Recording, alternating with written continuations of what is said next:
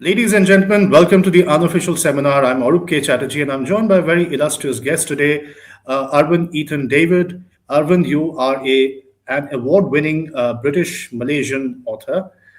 You're also a graphic novelist, and you're a producer known across Broadway, television, and literature.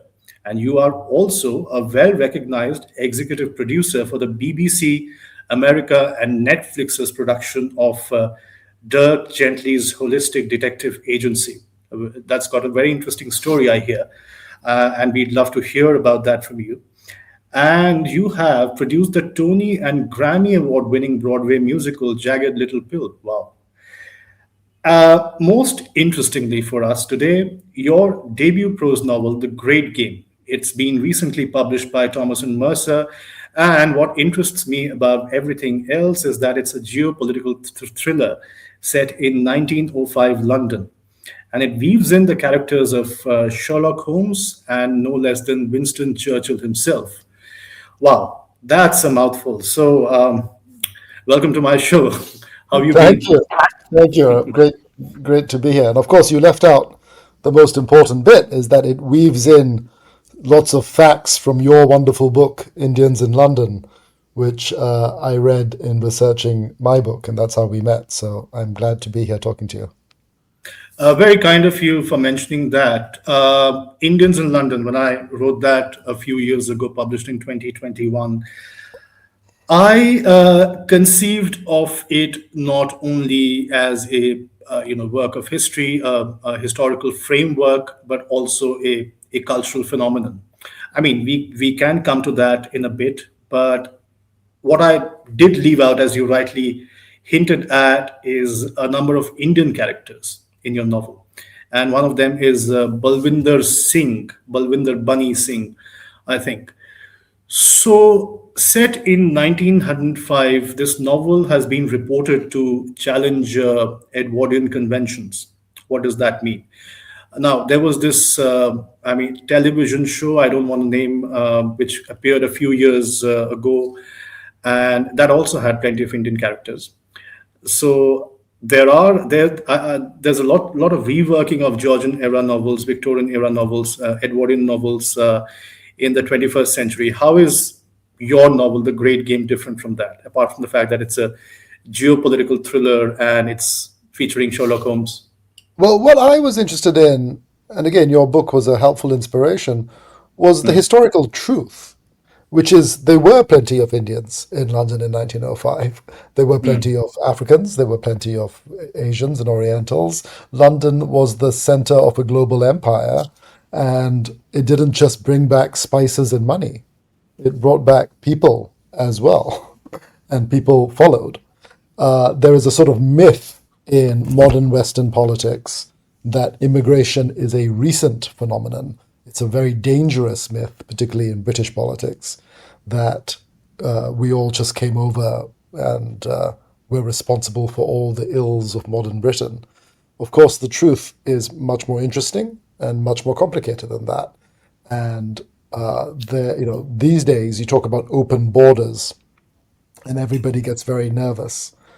But open borders was the norm for 99.999% of the history of the world. You could just turn up in London in 1905. You didn't need a passport. Nobody knew what a passport was. You turned up at the docks. You said hello. You came on shore, and you went and got a job. That was it. That was the immigration process. And it's not till the 1930s that the idea of a border crossing comes in. There has been some wonderful revisionist television and novels that sort of do colorblind casting or imagine a fantasy world in which there was a black British queen. Mine does something much simpler. Mine just says, let's reflect London as it was. And I wrote it, I grew up, as I think many Indians grew up, loving this literature, loving Sherlock Holmes, loving H.G. Wells, Rudyard Kipling, P.G. Wodehouse. P.G. Wodehouse, but aware that we were either absent from the story, or when we turned up in the story, we were the bad guys or the servants or at best, the sort of studious, bookish student in the background as a suspect in the adventure of the three students in Sherlock Holmes. And I was like, why? Why are those the only roles available to Indians in these stories? When, as the record shows, there were plenty of Indian businessmen and lawyers and creatives and entrepreneurs and members of parliament. Why are we not represented in Edwardian London in the roles in which we actually inhabited? So that was one of the ideas from which the book came. And in creating Balwinder, I just wanted to insert into a Sherlock Holmes type adventure someone who looked like me, someone who looked like us, and had agency and had a point of view, and would have opinions as to what justice meant in imperial in the imperial age. Yeah, I mean, there are at least three members of parliament, at least two, but three by 1920. So there's Dadabhai Naoroji, 1890, 395. There is Muncherji Bhavnagari by the end of the 19th century. There's Shapurji Satalatwala. And they represent three different parties. So very correctly said that they don't just have agency. They also have a political point of view, and they also have political representation. So that Completely, is, completely. yeah. But then what's amazing is after those three, there isn't another one until, I mean, there's a couple in the 60s, but they don't identify as Indian as such. There's one person is part black, one person is part Indian who don't really, and they never claim it and they don't run on it. But then it's not till 1987. There's this gap of 60 plus years before there is meaningful ethnic representation in the British Parliament. And I think one of the things that's so interesting about that is we think there's a danger of thinking of history as an inevitable progression, that things now are always better than things before, and there's a steady march towards diversity and liberalism. And that's just wrong. It's just empirically wrong. The world goes in cycles. Of course, there are broad trends. Yes, there is antibiotics are good, and so on. But in terms of these sort of social issues, it's wrong to think that the past was always more repressive and the present is always more liberal. The world spins in cycles, and the truth is, there was interracial marriage at the highest levels in the London of the late 1800s. Queen Victoria and Prince Albert get involved so that Prince Duleep Singh can marry Lady Anne Coventry. That didn't happen again until Prince Harry marries Meghan, right? And arguably, the royal family was less supportive of that wedding than they were of the one 120 years earlier. So the title of your novel, The Great Game, you take it from this phase in Indian / imperial / Asian history, British Asian history, that of the political game between Russia and Britain, and it involves the railways, it involves great bridges, and it is set in the 19th century, unlike your novel, which is the 20th century. What is the connection that you're trying to draw? Of course, I understand it's a game between great players, Holmes and Churchill, no less. But do you think this novel, or when you were conceiving this novel, were there political undercurrents of the present, or did you want to base it exactly in the historical moment?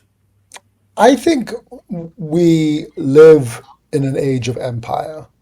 We live in an age of the declining American empire, the dying Russian empire, and the rising Chinese empire. And maybe, there are ambitions at the political level for an Indian empire. I can't speak to that. But we have always lived in an age of empire. The question is which empire it was. But I think, in the 19th and early 20th century, political discourse was very conscious of that. because they actually called themselves empires. The British Empire called itself an empire. The Russian Empire called itself an empire. The French Empire called itself an empire. So the original Great Game was spoken of very explicitly in those terms. And I think it is helpful. Today, we don't talk about empire so much. We talk about hegemon and dominant economy. But I think the strongman politics of the last 20 years has reminded us that however much we dress up our geopolitics, it's empire, it's might, it's power, military, economic, diplomatic leverage. And in a way, the great game continues.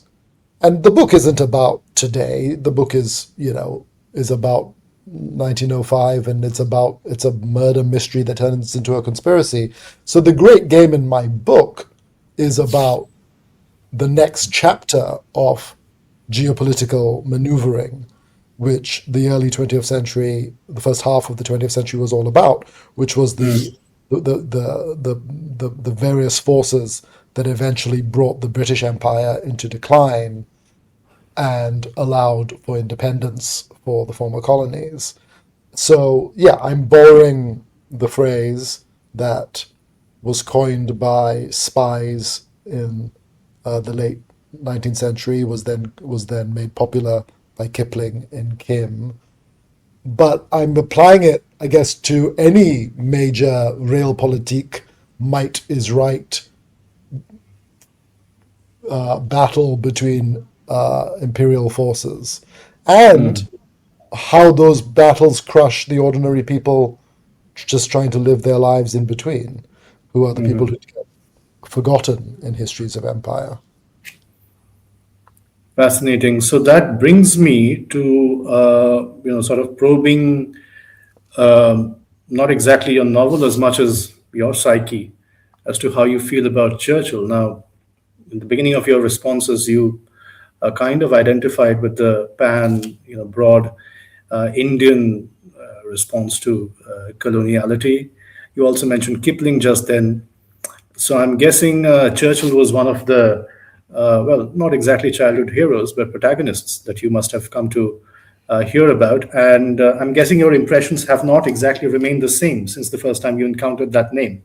What with the Bengal famine reports and so on and so on. So walk us through that journey, and how much of it do you think affects your novel? So Churchill is one of these extraordinary figures, but in a way he's not as unusual as he's made out to be. Of course, he was crucial to the history of the 20th century. I'm not diminishing that. And of course, the world would be very different if he hadn't led the resistance to Hitler and the war, and for that we can all be grateful. But when I say he's not different, I think he is sort of archetypal great man. He's archetypal great man of history because he was certainly great. That doesn't mean he was unequivocally good. And we see this now over and over again in the great men of our age, whether it's Elon Musk or Steve Jobs or any of the big man politicians that bestride the globe and their countries today. The achievements are great, but sometimes the moral cost of those achievements is also great. And the interesting thing about Churchill, you're right, I have always admired, always been a little obsessed with. And then as one gets older and digs into the history, as you say, become aware of the horrors that happened under his watch and his own attitudes, particularly to Indians. He was not universally racist. He was, for example, very supportive to the Jewish cause, but he was unquestionably racist. But what's the most interesting thing is not to say Churchill was great, but he was racist. I think the more interesting to say is Churchill's greatness and his racism come from the same place. Churchill was, when Churchill was at Harrow as a little schoolboy, he wrote in an essay that his ambition, and this is at 11 or 12 years old, that his ambition was to one day lead the empire in a clash of civilizations. At 11. Now that sounds ridiculous, right? It sounds narcissistic and hubristic, or just like any teenager who wants to save the world. But of course, what's crazy is Churchill did it. He did exactly what he said he was going to do. But when you stop and think about who he is and where he sits in the world, it becomes less crazy. Churchill was not, was not born into poverty. He wasn't born into some small island in the Pacific. Churchill was born in a palace. He was born in Blenheim Palace, his family's ancestral home. Family included many of the great military and political leaders of the last 300 years. The Dukes of Marlborough have been a political force in Britain for hundreds of years at the time he was born. His own father, Lord Randolph Churchill, was, Secretary of State for India, was nearly Prime Minister, was a major political force and a great man in the terms that Churchill would have understood. And he was born into, not just was he great in England, but England was the dominant political force in the world and the dominant military force in the world, and was the head of the biggest empire it's ever seen. So if you are born into an august family at the top of the social pile of the greatest empire the world has ever seen, and your father is a great leader and your ancestors were great leaders, it's not crazy for you to think I may be a great leader one day. It's just, it would be crazy to think anything else, right? And so, but part of that same attitude included an attitude towards everybody who wasn't of his group. And that included the ruled people, and the ruled people were the Indians and the Asians and the Africans. And so his attitude towards them is not separate from his perception of his greatness or the seed of his greatness. It's the same seed. And I try and portray that man in my book. And my book has the young Churchill. And that is the question I like to ask about all these great men. And Sherlock is in the book as a great man, is what is their context? Where do they come from? And what would an Indian, what would a colonial, what would a subject of empire make of them? Would do we just look at them and go, wow, you're so great? Or do we look at them and hate them? And the answer is more complicated than either of those things. I think you can have admiration and see the greatness, but also, and even envy it, but also dread its evil and its power. The original title of the book was The Dread and the Envy, which is now the title of my Substack. And The Dread and the Envy is a line from Rule Britannia, the great British imperial hymn. And I think that's how a lot of us feel, those of us who grew up in the shadow of empire, grew up, and then who have spent our lives maybe between the two cultures. There is something still to envy in the casual assumption of authority of the West, but there's something to be very scared of in it as well. There is indeed lots to be scared of, not only in the assumption of imperial normalcy in Western attitudes, but also, I suppose, there's also plenty to miss out when we look at what intellectuals have done to somebody like Sherlock Holmes. And unlike Churchill, so my views on Holmes are different from my reception of Churchill today. And I continue to admire Holmes very, very much. And of course, he's a fictional character. So, and in your book, he's fiction within fiction. Very interesting. We should talk about that metafiction. In fact, we should also have you read some excerpts from your book. But just to finish my train of thought, I sense that when imperialism has such a heavy hand to cast on our histories, to cast on our experiences of today, our meaning the global East or the global South, we also tend to become a little too skeptical, more than necessary, of figures like Sherlock Holmes. And it is then that we lose out the nuances. So it's not just 3 Indian students, but indeed a lot more about India that prevails in the Holmesian canon, apart from the very obvious fact that the sign of the four, which is Arthur Conan Doyle's second Holmes novel was borrowed from The Moonstone by Wilkie Collins, published in 1868, The Sign of the Four in 1890. And The Sign of the Four is an Indian novel. It's completely an Indian plot. So India has sort of migrated to London in a manner of speaking. So my question to you would be, I'd love to understand the creative process of translating somebody like Holmes onto a quasi Indian. It's a little India within London that you are trying to represent. And there are multiple historical precedents. Indians in London is only one source you could go to. There's Rosina Visram's Asians in Britain, Michael Fisher's Counterflows to Colonialism, both idols that I've looked up to as historians. And in the case of Holmes, I feel like he has a lot of reverence for Eastern esotericism, and the intelligentsia does not do a good job at all of picking that up, including the wonderful BBC adaptations. Benedict Cumberbatch, kudos to him. But I suppose Holmes was caricatured even there. So what was your creative process like, translating Holmes onto this landscape? Did you know, by the way, Arvind, that there's been speculation about Holmes's parentage, and his father was based in India, going by all the records. So there have been unauthorized biographies on Holmes, right? And there have been at least two, and in one of those, it's speculated that he was an East India Company official, and Holmes was born around 1854. Anyway, question on how you translate Holmes on. All that makes sense. There is so much about the thing about Holmes, of course, is he has become more than he ever was, even in Conan Doyle's hands. He falls into this very rare category of literary character who has broken their bounds, like Prometheus, like Odysseus, like Jeeves in Worcester, like Spider-Man, like Superman.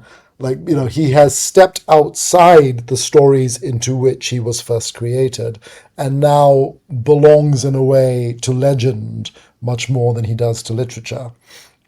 And in a way, I am not one of these people who, I'm a huge fan, but I'm not dogmatic about canon. I think, any interpretation that feeds the legend in interesting ways is interesting and joyous to me. But you're absolutely right. His links to India are both philosophical. I read your essay on lucid dreaming, and I think it has a lot of, you can see in him, he's not strictly rational any more than his creator was, of course. Conan Doyle starts his life as an arch rationalist, but by the end of his life is believing in fairies and mediums and astral projection and all sorts of strangeness. So there was definitely a touch of a weakness for mysticism in him. Maybe this is a good moment if I could read a short section from the book in which Holmes actually appears. So this is where our hero Balwinder is actually first introduced to Sherlock. And of course, it is a very big moment for him because Sherlock is a hero of his, as he is of yours and mine. And so he is sort of processing his shock at meeting Sherlock. And I'll just read a couple, maybe 3 pages. For those reading this in some distant future, let me show the book, where the great detective's legend has faded, I should perhaps make some attempt to explain the strength of my reaction upon meeting him. I had first read Dr. Watson's colourful accounts of his and Holmes's adventures in India, where they were widely available, not only in English, but also translated into Urdu. First came A Strange Conspiracy, based on the case of the Red-Headed League, and adapted by Muhammad Mushin Faruqi. And then The Bloody Torrent of Love, based on Dr. Watson's A Study in Scarlet. I devoured these, and they quickly put me on the English originals, which I read and reread with a devotion that others in my family reserved for the writings of the Guru.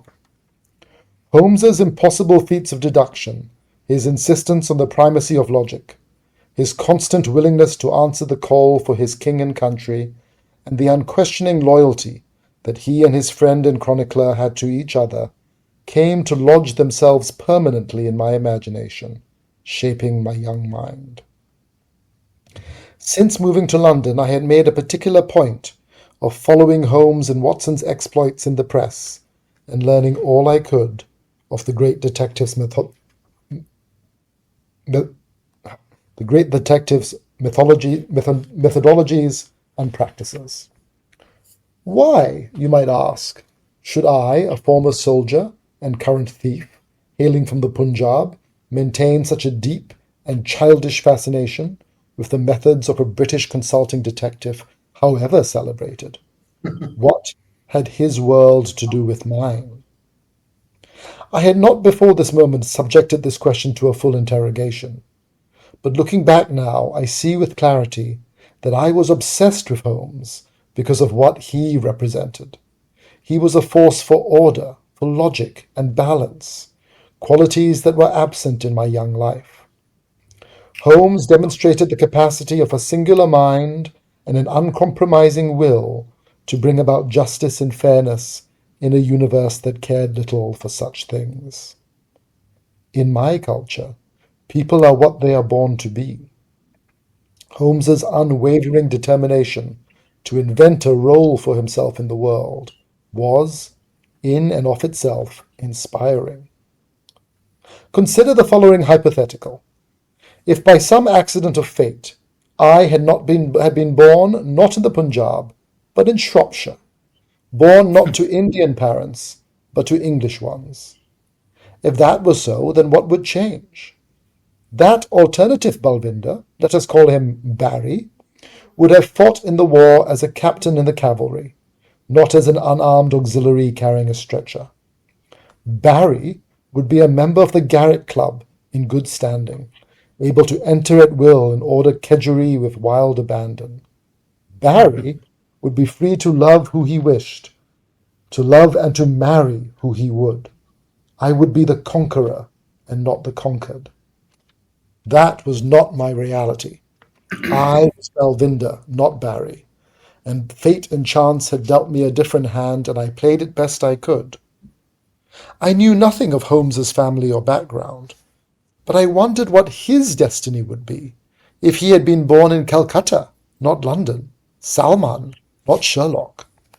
Would Salman Holmes have lived and died in a slum, achieving nothing of note? Would his exploits have been limited to solving the case of the missing chapatis and the matter of the mysterious mongoose?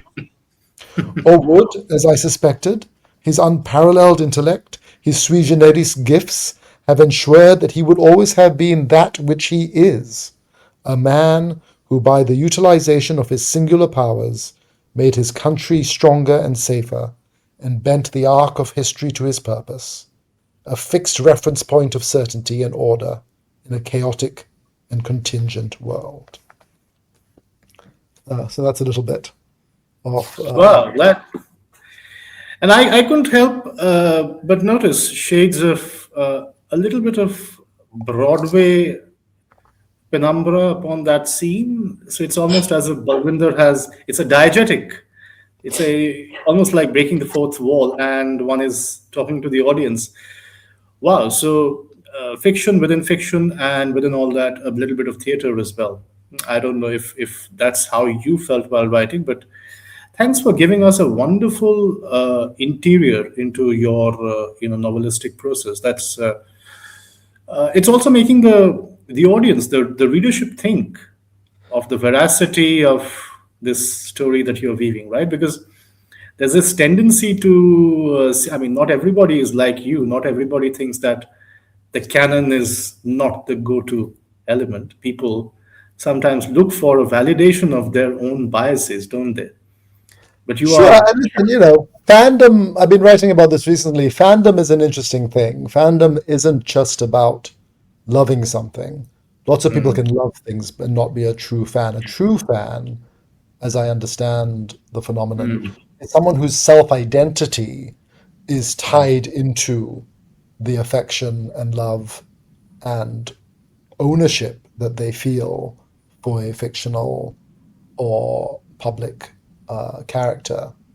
And I think there's something very beautiful about fandom. I've been lucky to meet fans of my work, and I'm honored by them.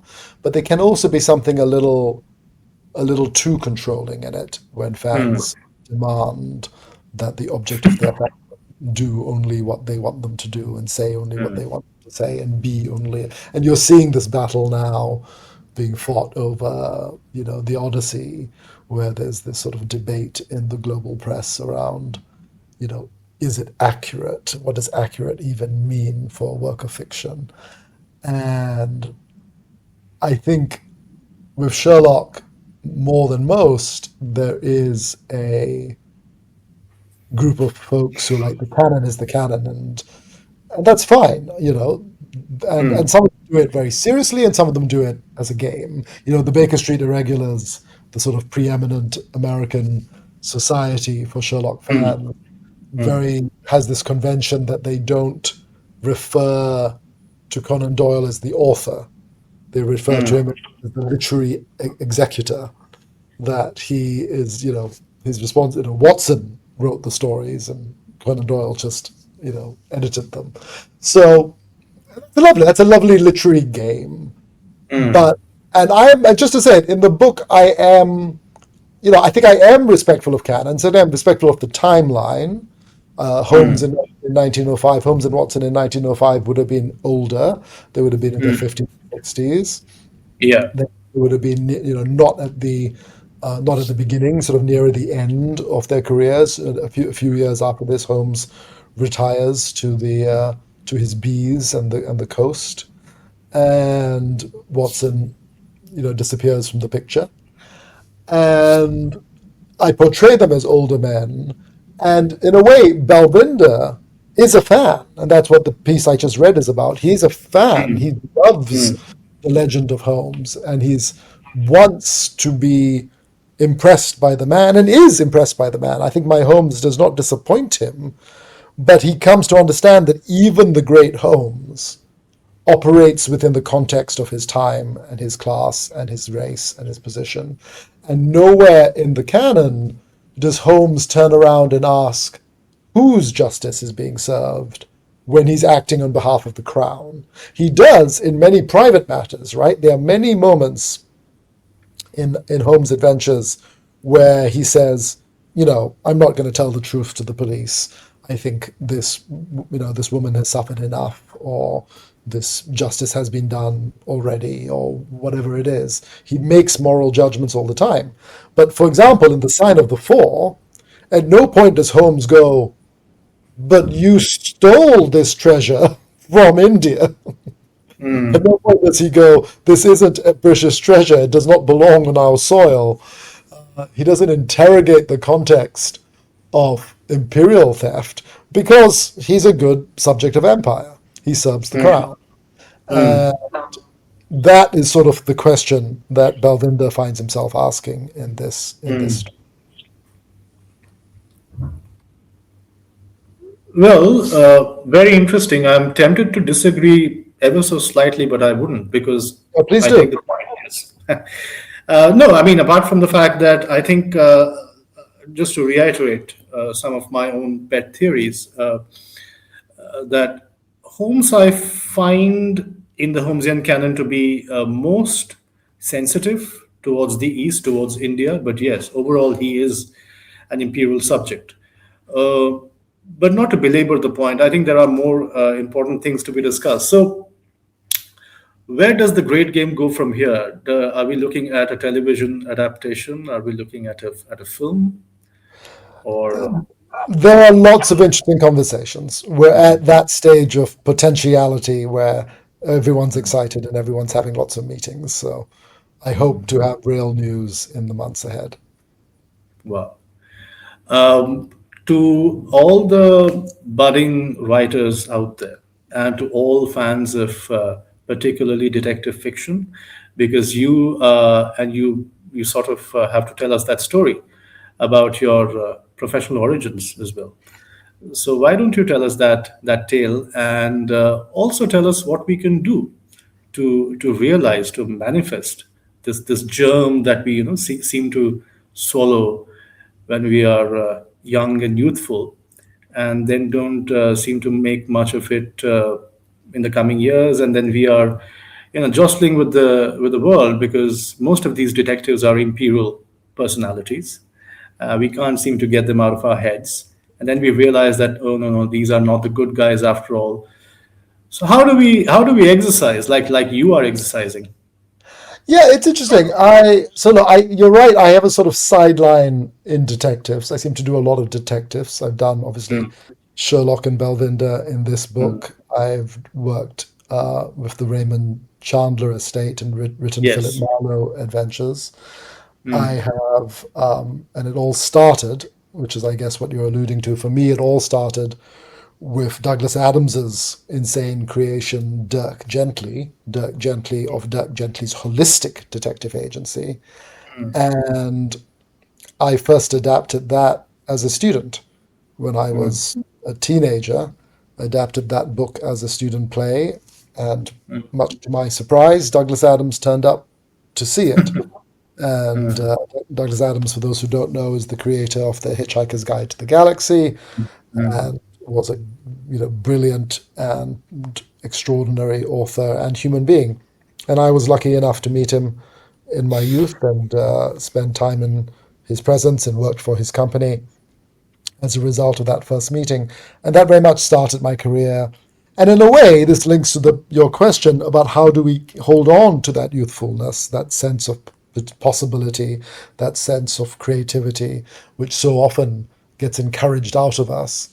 And for me, it was the amazing thing of seeing an example in Douglas and in his friends and partners of a group of grown up people, serious grown up people who didn't act very serious, who managed to seem to make money and make a career and support their families by being silly together, by getting together in rooms and making up nonsense and putting the mm, nonsense into the world. Whereas coming from a more traditional family, I thought work had to be serious. I thought you had to put on a suit and tie and boots and a briefcase and either go mm, into an office or go into a university.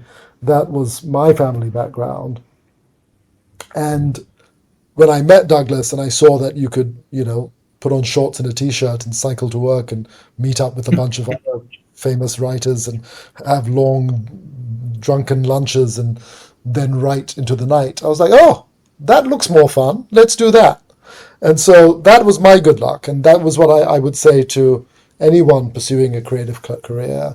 It's not going to be easy. No good career is easy. And it is definitely more chaotic and less linear and less predictable than a lot of other routes. And I know, this is a moment where the young generation is feeling the chaos of the world and is feeling that there are fewer and fewer routes to success and to safety and to security. And we've seen, these demonstrations in India from the young generation who really feel that mm. there are fewer options. And that is a sad economic and political reality that our generation and the generations above us have failed the youth. But I think one path that always remains forward is trusting in innovation, trusting in creativity, and trusting that play, more often than not, can lead to more interesting places than being serious. Wow, that's profoundly put and very effortlessly done, actually. Thank you so much for joining me. It has been not only an honor, but also a deeply pleasurable conversation. I have not only got to learn lots from you, but it did not feel like we were, doing something very serious, exactly like your guru, your professional mentor, taught you.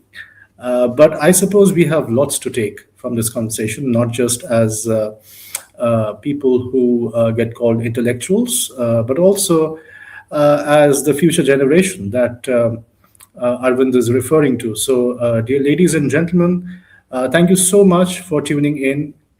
I hope you enjoyed today's podcast, and please like, share, and subscribe to the Unofficial Seminar. Arvind, wishing you loads of luck with your book, The Great Game. And thank you so much once again for joining me today. Uh, Please, ladies and gentlemen, you know what to do with that book. And thank you so much once again. Until next time. Thank you. Goodbye.